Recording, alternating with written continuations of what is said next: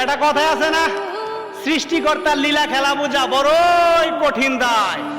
কাকে কাকের মাংস খায় না, কুকুর কুকুরকে কামড় দেয় না, এমনকি জঙ্গলায় থাকে একটা বিষাক্ত সাপ আর একটা বিষাক্ত সাপকে কখনোই সুবল দিয়ে মারে না। অথচ আমরা মানুষ স্রষ্টার সৃষ্টির শ্রেষ্ঠ জীব হওয়া সত্ত্বেও প্রতিনিয়ত এমনে আর হেমনে, হয় ওপেনে নইলে গোপনে, কেউ কাউরে গুলি করে মারে, কেউ কাউরে জবাই করে মারে, আবার কেউ কাউরে মানসিকভাবে টর্চার দিয়ে মারে। আমারও একজনে মারতেছে মানসিকভাবে টর্চারিং করে। একটা সুস্থ স্বাভাবিক মানুষ মরে একবার, আর আমার মতো যারা মানসিকভাবে কষ্ট পাইতেছে প্রতিনিয়ত, এরা মরে ক্ষণে ক্ষণে দমে দমে দিনে কয়েকশো বার।